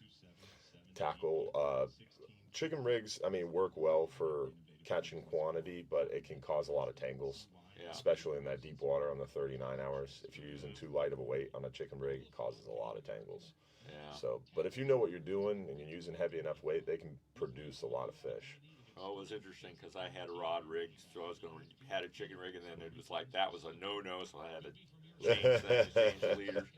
And then, you know, I'm watching the guys on the back of the boat. Mm-hmm. You guys can fish a lot. Watching those guys on the back of the boat. The other thing I thought was interesting is you're in 200 foot of water, and they were casting the weights out away from the boat. Yeah. And I could, they strip it off, and then so that the weight goes down, and then you bring it so that that way it doesn't get tangled. We'll talk about that. We're back, Bartow Ford, Real Animals Radio, talking fishing this morning. Captain Rick Gross brought up a good question there on break because you went out on a 39-hour trip with us. Yeah, my boys bought me that trip, and that was fantastic. I said the one thing that they don't tell you is they don't tell you to bring a wheelbarrow when you're coming off so you can unload your catch. I happened to have a cooler that had wheels on it. I wheeled my fish to the back of the truck, took the fish, put them in the back of the truck, then took the cooler, put it in the truck, then put the fish back in the cooler, then iced the cooler. Yes, sir. That's a good problem to have. And what you were bringing up is the casting away from the boat. And what I always try to talk about with people is you got to think like a fish, right? So if you got a party boat and we go out there and we anchor up on a big spot and those fish are getting essentially carpet bombed in a way, right? Because you got 20, 30 people around the perimeter of the vessel dropping down. So all those weights are hitting in the same area. And a lot of times you get anchored up on a spot. The first couple minutes, the most aggressive fish, the big boys, are looking to eat. So if everybody's dropping down thread fins and you drop down a pinfish or you drop down a shrimp or a vertical jig or something different, that bigger, different looking bait, a lot of times the first one down is going to get a chance for that bigger, more aggressive fish. But after you've fished a spot for 15, 20 minutes, those fish are getting used to those weights hitting in the same area. So if you're able to cast out away from that area, now all of a sudden you're on the outer perimeter. And it's just like a dock light in my mind, right? If you're fishing a dock light, right on that light, you've got the trout, you've got maybe some rat red, some schoolie snook, but on the back side of that light, that's where that big redfish or that big snook is hanging, right? Yeah. He's hanging outside of the light line. And it's the same thing, in my opinion, on the bottom when we're fishing a spot, is those bigger fish are outside of that line or outside of those lines looking and working that perimeter. So if you're able to cast out and get away from the boat and slowly your line's going to work its way back to you, you're kind of fishing a larger area. So that's how I envision casting out away from the boat, is you're able to get your bait in front of more fish. Okay. It's kind of like the equivalent of using a trolling motor versus anchoring up on a flat. You're covering more area, covering more ground, showing your bait to more fish. Even like wade fishing. If you get out and you go wade fishing and you turn around and look at the boat, you're totally out of the range of what you could have cast to the boat. Yeah, Wade exactly. fishing is almost like unfair. Mm-hmm. Yeah, a little bit more stealthy. Yeah. Oh, yeah. But nowadays, wade fishing is a little tricky with all these bull sharks around. Yeah, I couldn't believe that. Some of the places, I quit wade fishing quite a while ago. Mm-hmm. But when I was younger, I used to do a lot of wade fishing. And some of the places that I have seen sharks, were places that I wade fish, and I was like, no, I don't want to be part of that. There is a lot of sharks around. It's crazy. Speaking of, someone asked earlier in the chat, if you're fishing off the beach, you want to try to hook something off the beach. I would say right now, beach fishing wise, sharks would be the target. The little bonnet heads, the little black tips. You can get some whiting, some silver trout, maybe some of those black drum up and down the beaches. Sometimes you see the school of redfish, but I would say the number one thing off the beach right now are those black tips and bonnet heads. We had a thing with bonnet heads when it was really cold out by Passage Key. Mm-hmm. And you just take the stinkiest shrimp that you could have and put it out there. And they're a lot of fun catching those bonnet heads. And they get out there on that sand. Mm-hmm. I don't know what their reasoning is. I mean, I don't know if it's like the hammerheads that they can detect the stingrays. I mean, they're not looking for stingrays. They're looking like for mollusks and stuff like that. Sand fleas. Yeah. And they're fun to catch. And, you know, they really are. They pull the drag really good and everything. And it's a shark. So people are like, it's a shark. It's a shark. Yeah, for sure. And even squid works well for those bonnet heads. Something stinky. And when the water gets all stirred up and murky, they seem to don't get bothered by it, much like the sheep's head. So the beaches right now, that would be the rod bender. Get out there and catch some of those bonnet heads. It's a good way to keep yourself busy for sure. But we have a beautiful day today to go work in those things. If you were going out there, Charlie, what would you be targeting today? Probably the same. I mean, trout. The trout, have you been seeing any big dogs? I saw some photos this week from the Salt Strong group, man. Some horses. You know, the last 2 times I went out, we were doing so well with the little ones, and it was just basically trying to keep rods bent. Going from one point to another, I thought about stopping at a flat just to check it out, but I didn't. But I have a feeling that they probably were some bigger fish on that flat. Are you going to go shallower for the bigger ones? Yeah. Because they're hanging out there and trying to stay warm up there in the big potholes, kind of. Yep. Yeah. It is an interesting time of year for those big trout. It's fun. It's funny how they get in such skinny water. Yeah. I haven't seen it this year, but last year and the year before in really, really shallow water, big fish. And I had sardines the year before. Last year I didn't have sardines, and we were using the technique with Berkeley Gulp that you use a cork, and then you don't put any weight on it. You just have the hook itself, like a 1/0 hook, and run it through a Berkeley Gulp and throw it out there, a long cast, kind of twitch it, let it kind of pull up, and then it just kind of floats down real nice and slow. And those big trout just hammered it. Underneath a bobber, you said? Yeah. Okay. Yeah. You know, you put 3-4 foot of line underneath the bobber. The bobber's basically so you can throw the lure. Yeah, giving you the weight. Yeah. And like now they have a couple different ones. I think Voodoo puts out one that has a weight underneath the bobber. 4 Horsemen, Jeffrey Page was talking about that one. You can throw those bobbers a mile. Yeah, especially with trout tackle. Yeah, yeah. And then, you know, it's just taking your bait for the ride. I do the same thing when the bait is small in early part of the summer. Use a heavy weight, and then you have a teeny tiny, call them popcorn shiners. The fish don't care, and they're matching the hatch of what's there. So, you know, redfish, snook, they'll hit some tiny bait sometimes.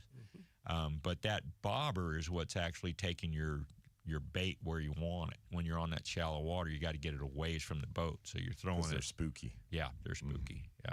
That's good tips for sure. And looking forward to, again, this week, we've got the OCC Roadhouse, February 24th. So hopefully y'all can join us this Tuesday night, 7 to 9 p.m. at OCC Roadhouse. We're going to be talking fishing. Captain Rick Gross will be there, it sounds like. Captain Mike Anderson, Captain Mike Mahoney, myself, and maybe Captain Charlie. I'll try and make it. We'll see. Captain Ray Markham said he'll be there. So got lots of people showing up. It'll be a good time. We got lots to give away from Ingle Coolers, Bull Bay Rods. We'll have some Real Animals and Hubbard's Marina swag to give away as well. So good times, great food. Hopefully we'll see everybody out there again, 7 to 9 p.m. And bundle up. It's going to be a cold night. Cold and windy. Here we go again. But it'll warm up fast, and we're going to be on the backside of that quarter moon. Quarter moon is coming up Tuesday, so hopefully the rest of this coming work week, it'll calm down, clear up, and things will get looking good again on the doorstep. We're not far away from that spring run. Getting there. I noticed it's getting light earlier and earlier in the mornings. Seems like every day it's just a little bit lighter. Yeah, March 8th, is it? The daylight savings, we spring forward. So, oh boy, that was my wife's favorite holiday. What? She would, when daylight savings started, the Monday after, the Monday when you had to get up and the extra hour early to get up early, she'd take the day off. Oh. So they called it the Kelly holiday. Smart. She's a smart lady. Yeah, springing forward is not fun. No. I'm all about falling back. Yeah. That one's a good one. And why can't we stay there? Right. I wish the clocks would stay the same. And it's only an hour. Yeah. It's only 60 minutes, but dear Lord, it shakes me. Yeah. Oh, yeah. For a few They days. say there's a lot of heart attacks happen because people are so worried about it. Oh, really? Oh, yeah. That's crazy. Yep. I believe bad. it. And it makes you think about it. My sister, Tara, she does a lot of traveling between Spain and here, and that time adjustment, 6 hours, man, it would take me a while to get used to, for sure. Yeah. That's not fun. Hopefully, we'll hear from you. Remember, 1-800-969-9352 if you want to join the conversation. Want to give a shout-out to our friends over there at the Friendly Fisherman Seafood Restaurant. Remember, the Friendly Fisherman is back under the management of the Hubbard family, the same great family serving up the best fishing and dining experiences in Madeira Beach for nearly a century. Come rediscover the Friendly Fisherman and taste the difference with the freshest seafood, improved menus, and the service you've come to expect from the Hubbard family. Enjoy unbeatable waterfront views, a welcoming atmosphere, and flavors straight from the Gulf. Locals and visitors alike, come see what's new today at the Friendly Fisherman. Johns Pass is starting to hot, man. The tourists are starting to show up. Spring is springing on the beach. The traffic is starting to get busier, and it's interesting. We're seeing a lot of the shifts start to happen. Like you mentioned, I was surprised to hear you say so many snook are moving onto the flats. The days are getting longer. It'll be interesting to see how things respond behind this cold front. Looks like we've got a long stretch of nicer weather. So what will happen? Yeah, we'll have a couple of days of it being cold, and then it'll bounce right back. And Will it stay warming up? Well, it was interesting that Van Hubbard said that I think he said they got a mackerel. Yeah. When we start catching mackerel is when I'm pretty sure things are going to start happening. Yeah. They seem to be the harbinger of the spring really going off. Yeah. But I don't think I'm going to see a mackerel this week. No. I don't think so. Yeah, we started talking about it among our team. They're like, hey, has anybody caught a mackerel yet? I was like, I don't think so. It's way too cold for that right now, but it's getting there. Everybody's looking forward to it for sure. And I think I agree. I mean, once we start seeing the mackerel on the beach and start to see those big bait schools, man, things really fire up. Well, that kind of concerned me was like, bait is everything a lot of times for guides. And when we get this cold weather like that, what's gonna happen to the bait? Mm-hmm. When one of the bait guys had bait yesterday, you could buy bait from him, but where he found it and everything, he said it was work. I found bait the other day up in the bay, but it was big. Big bait still. I wasn't even going to bother because, I mean, like I said, the water was 62 degrees, so it's might as well. Why waste your time catching bait, Well, I talked to one of the captains and asked them. They had bought some bait, and I said, did you do anything with it? And they said they had not done anything with the white bait that they had. They caught all their fish on shrimp and artificials. Yeah. Wow. It's still a very crustacean feed. And dead bait up underneath the dock lines. Yeah. Man, it's fun chasing those redfish around. Oh, yeah. Soaking some dead baits. It's also the sheep's head. What's the biggest sheep's head you've seen so far? You were doing some sheeping the other day, you said, Captain Rick? We had some good solid fish. They were probably 5-pounders, 4 or 5-pounders. Whoa. They're solid fish. The biggest sheephead I ever got, we got a 26-inch fish that I want to say the bow grip said it was 12 pounds. We released the fish. Wow. Lady had caught a decent sheephead and was bringing it up, and this fish was coming up behind it. And I told her husband just to drop the bait down behind it. And fish went right down, flipped over, and went right down and picked up his bait. And, that's a horse. That was a while ago. I haven't seen a fish that big in a while. I did have I had a little girl one time. She caught 2 8-pounders in the bay. Wow. And we caught it we were in 2 different places. Mm-hmm. And 8-pound sheephead's a nice sheephead too. Of course, yeah. But she caught 2, and she was wanting help. I said, "You hooked it, you bring it in." A 5-pound sheephead is a nice big sheephead. Yeah. What's your go-to hook size for sheephead? Mm-hmm. Well, it depends on the water clarity and stuff. It's the same thing. And right now, I use like a 2/0 circle hook, and that type of deal. But if they can get finicky, and we fished 2 different scenarios the other day. We were fishing the reefs, then we came in and fished docks, and there were clouds of sheephead on the docks. And I had a split shot rig and like a number 2 hook. So we were throwing around the dock, and I didn't know that there was like riprap underneath that dock, and we got stuck and broke off several times. And there was a whole cloud of them there, so we took I took the split shots off and just free-lined a piece of shrimp down in there. And the lady got like about a 5-pounder on a free-line piece of bait. So you went from a 2/0 fishing the reefs with probably a 1/2 ounce to 1 ounce egg sinker, and then you moved to the docks where you were split shotting, and then took the split shot off with a number 2 hook. Free-lining, yeah. That's quite the difference. And then what's going to happen is, like with all this cold weather that we had, when we do get calm days and it's going to clear up, the water's going to get to be gin clear. There's no algae in the water. Yeah. It gets to be really, really clear. So then your leader size goes down. Like typically I'll have 6 rods rigged or 8 rods rigged, and 4 of them are like, and they're all the original Real Animal Bull Bay rod. Nice. but I use 25-pound leader typically on one set of rods. It's got 15-pound braid, and then the other set of rods I got 10, and I have 20-pound on that. But when you get into this water being super clear and everything, then I'll drop the leader side down, maybe 12-pound test. Wow. And then I'll go down to a number 4 hook. Wow. And a 254 O'Shaughnessy's. Okay. I heard Scott, when Scott was talking, it's like, that one's in your brain, 254 O'Shaughnessy. But there it is. Smaller hooks and stuff like that. Awesome stuff. Sheep's Head is definitely going to be a big one.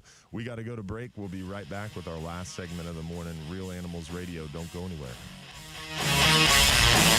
If you want your windows there in weeks, pick up the phone and just search Reese. There's a train trestle that goes over the Hillsborough River, and dude, there were sheep's head that had to be 8, 9. I mean, the size of the monitor. Wow. And like this wide. They were studs. I don't know why, but this year looks like we've got a good crop of nice fish. We had a couple years ago, it was like you're wading through a bunch of males that are like, not even really making the grade. But this year looks like it's a pretty good year for bigger fish. Some big sheepies. All the ones we've been catching have been kind of, the area that I've been fishing is kind of like backcountry, so they're all smaller fish. But we did hook a permit. We got a permit, some whiting. The permit was a surprise. Not a permit, a pompano. Pompano. And I was about to say a permit in the bay. Yeah, it was a good sized fish too. I mean, 16, 17 inches. That's a stud. Yeah. Good eating fish there. Yeah, I tried working back. You know where Snug Harbor is? Snug Harbor? I mean, we have a Snug Harbor in Madeira Beach.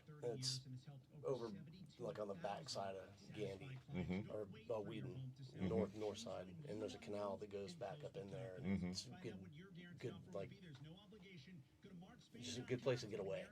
There's nothing back there. Tuck up in there. And a lot of times there'll be baby tarpon, so I tried to cut back in there. It's one of those things is you don't, if the people are cool and they don't care and they just go for a ride, which like the last few I've had, it's great because you can spend 20, 25 minutes just idling, to get back there and not catch anything. But luckily we did, and no tarpon, which was kind of a bummer. Yeah. Those micro tarpon, they're fun. Yeah. Jumping around like crazy. Yeah. Keep you entertained, that's for sure. Yeah. You don't land very many of them. No.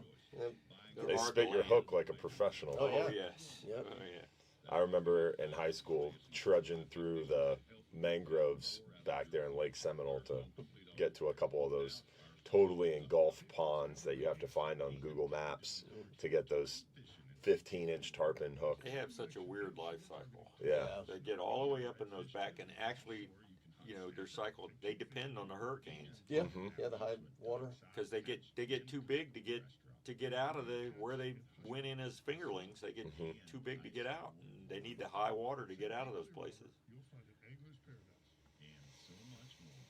Yeah, that was what was bad. I know Mike talked about it when Parmalu gave a trip away and stuff. We had beautiful weather last fall, and I didn't have the trips. Yeah. I could understand it the year before because of Milton. Yeah.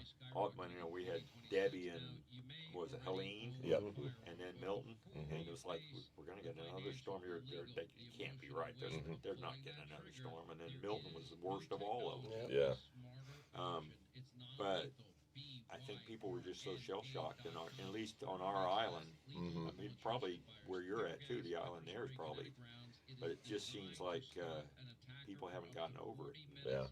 Just recently, on my emails and my text and everything, the other night I had like 5 or 6 calls, different things for trips and stuff. But before that and last fall, if it wasn't for a handful of repeat business, it was bad because it was beautiful weather. Yeah. And the fishing was good. Yeah. But as far as trips were concerned, it just didn't have that many. It was like that across the board. Yeah. I know people that are mowing lawns now. Wow. People got out of the industry altogether. We're back. This is a short one, so I'll let you guys give a shout out.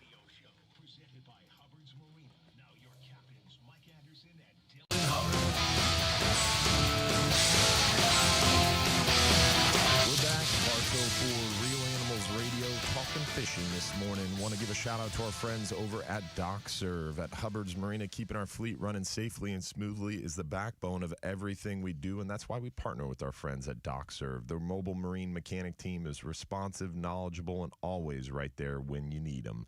They have a monthly inspection program that comes with free diagnostics, and they help keep that peace of mind you need to operate at the highest level, focusing on giving the best experience on the water. Plus, they are a premier mobile marine mechanic service in Tampa Bay, offering service on Yamaha and even Mercury outboards. Plus, they handle marine electronics and even popular trolling motors, too. Give them a call today at 813-807-7676 or visit them online at dockserve.us to link up with our great team over there. Captain Charlie Howell, Captain Rick Gross, appreciate y'all coming in and joining me this morning. Yeah, man. Charlie, how would someone reach you if they wanted to book a charter with Ebb and Flow Charters in the Gandy area? You could go to my website, ebbandflowcharters.com, or call me at 813-598-1191. Nice. Yep. Social media? Instagram is Captain_Charlie. Had to think about Howell. that. Yeah. And Ebb and Flow Charters at Facebook. There you go. What about you, Captain Rick Gross, Fishy Business? Well, it's fishybusinessllc.com, and the number's 941-730-5148. I still think going through Real Animals is the best way to get a hold of me as far as that goes. But I'm on Facebook. I got it under Captain Rick Gross with Fishy Business Charters. Yes, sir. And you guys are both on Guide Checker as well. Yep. And that's how I went through this morning. I was like, well, I got to get some Guide Checker folks on the radio with me this morning. So appreciate y'all joining me and talking fishing and hanging out. Looking forward to this Tuesday night, 7 p.m., OCC Roadhouse. Going to have a lot of guides there, a lot of people talking fishing. Cap Mike Mahoney will be entertaining us with his shenanigans. And looking forward to giving away some Ingle coolers, some Bull Bay rods, some Real Animals and Hubbard's Marina swag, and eating some great food and having a good time with our friends. So looking forward to seeing everybody out there to join us again, OCC Roadhouse, February 24th. Every fourth Tuesday of the month, where we'll be at OCC Roadhouse. Every second Sunday of the month, we have that live stream show, 7:30 p.m. on the Real Animals and Hubbard's Marina Facebook. So second Sunday, 7:30, fourth Tuesday, 7 p.m. in person. So Join us next weekend for another episode of The Real Animals tomorrow morning. We've got Real Animals Sunday, 7 to 9 a.m. on 620 WFLA. Don't forget, if you're too busy to go fishing, you're just too darn busy. Get out there and take advantage of the beautiful weather today. It's going to get nasty tomorrow afternoon, really mid-morning, and stay nasty through really Tuesday morning. So get out there and take advantage of it today. Remember, Reese Windows, as they bring you that weather report and weather update every week. They are a leading window and door company with over 50 years in business. They offer free installation, and they install in just 6 weeks. So visit reesewindows.com for more info. And hopefully you guys enjoyed the show. We look forward to seeing everybody next week. And again, big shout out to Jason Behringer, JB on the other side of the glass, making us sound good this morning. Big shout out to Captain Charlie Howell and Captain Rick Gross for joining me. And thank you for tuning in and being a part of our Real Animals family. We'll see you next week. We're out. The program was paid for by Real Animals Fishing.